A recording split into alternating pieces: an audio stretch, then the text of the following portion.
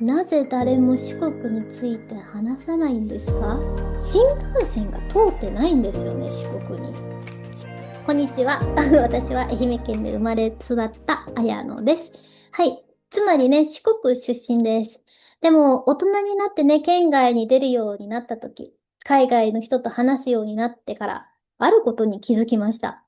それは、四国って思ったよりも誰にも知られてなくないということです。東京は知ってますよね。京都も知ってますよね。大阪も知ってますよね。皆さん四国知ってますか？四国どこにあるかわかりますか？はい、いいです。大丈夫です。いいです。はい、知らなくても大丈夫です。今から教えます。はい。でもね、なんでこんなに知らない人が本当に多いんだろうっていうのが私の疑問です。はい、なんで四国は語られないか。四国で育った私なりに考えていきたいと思います。はい、まず、四国はね、存在感がちょっとね、薄いのかなって思います。あの、四国はね、小さい島国ではないんですね。結構普通に大きいです。日本にはね、4つの主要な島がありますよね。本州、北海道、九州、四国。でも、日本について話すとき、旅行について話すとき、ニュースについて話すとき、なぜか四国はあまり出てきません。はい。私はもちろん子供の時ね、皆さん四国は知ってて当たり前だと思ってましたけど、これ、そうでもないんですよ、実は。はい。これって、海外の方だから知らないじゃなくて、日本人同士でもやっぱり四国ってどこって言われることあるんです、これ。はい。四国ってね、やっぱり、こう、四国には東京みたいな、このパッてインパクトのあるものがね、やっぱり正直少ないかなと思います。やっぱりこの、東京、大阪、京都、北海道、沖縄とかっていうのはね、これっていうものがね、やっぱりあるイメージがありますね。はい。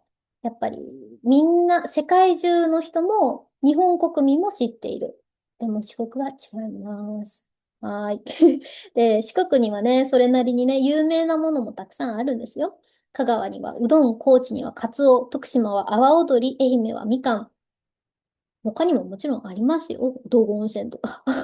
でもね、やっぱり、それがね、別々に語られているというか知られていますね。四国という名前よりも、なんか、単品でそれぞれ知られているという感じです。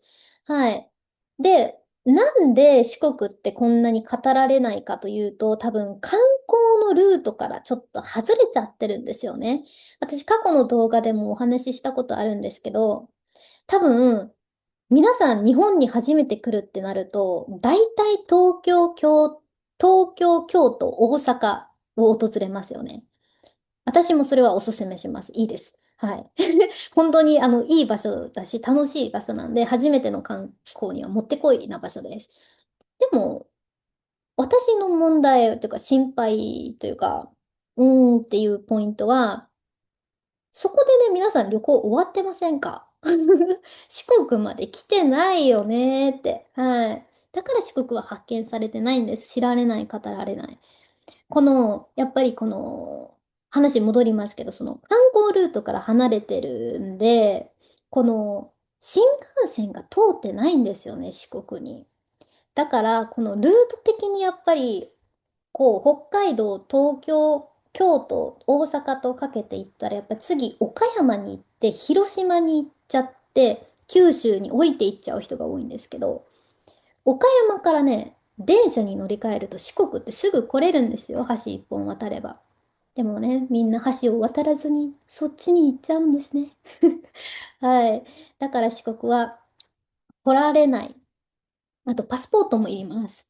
はい、っていうのは冗談なんですけど、はい。橋を渡っていただけるとね、すぐ来れます。はい。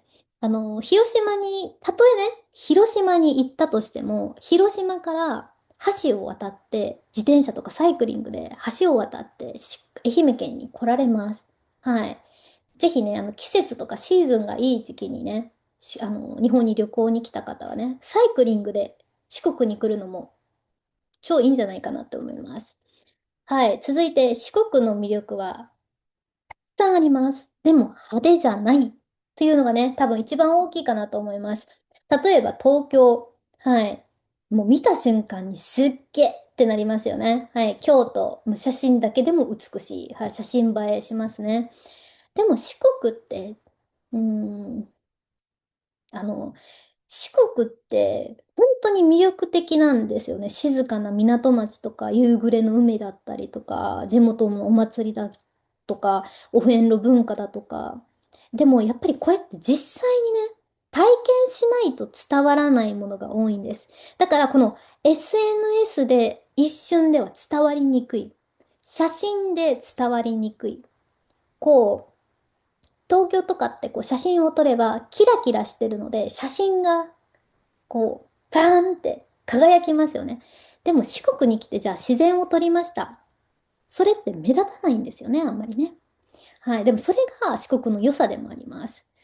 で、やっぱりこの、私にとっての四国って、私のこの、なんていうの、子供の時から育った町なので、こ電車の数が少ないことも当たり前だし、こう、海にも山にも、もう徒歩10分ぐらいで行けるのも当たり前ですし、この当たり前の四国の人にとって当たり前の景色が他の人にはすごい特別なんだなって今思います。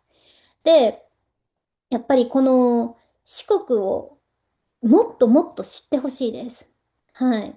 だから私今こうやって動画も作ってるんですけど、皆さんね、四国に来たことある方、ね、いますかちなみに。ぜひいたらコメント欄に書いていただきたいんですけど、どうでしたか四国での経験は。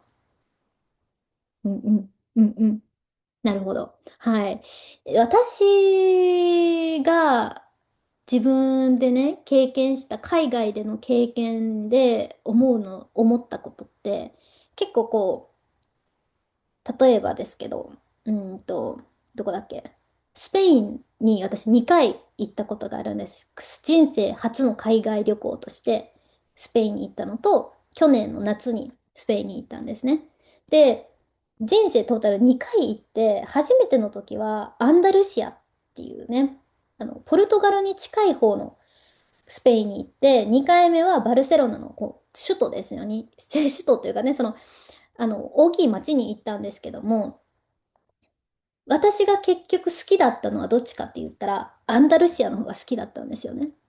なぜかというと、文化がもっと強いって感じました。はい。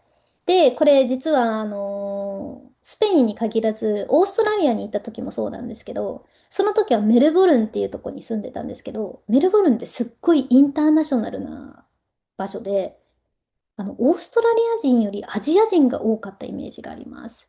なんで、なんか、オーストラリアっていう海外なんだけど、なんかまだアジア、なんていうかな、まあアジアも海外なんですけど、あんまりこう、海外っぽくない感じ。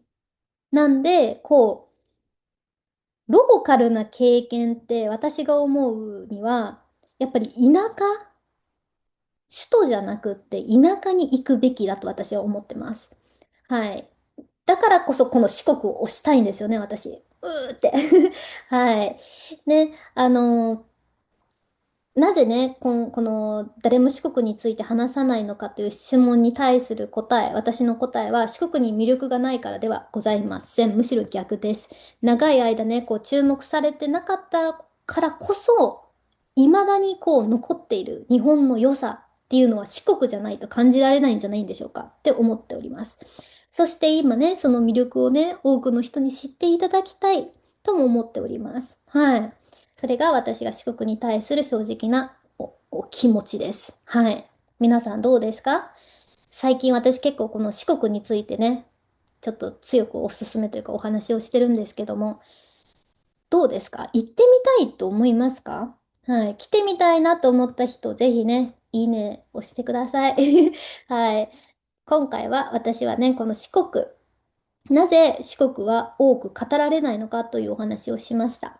はい。これからね、もう四国、前は、あんな話、四国は、あんまり人がいないとか、語られてないって言ってたのに、最近なんか四国の投稿多くないとかってね、いつかね、そういう未来ができるように、はい、皆さんね、ぜひ四国に来ることがあったら、ぜひ私に教えてください。ガイドさせてください。はい、ということで、今日はこのお話でした。はい、次回もまた聞いてください。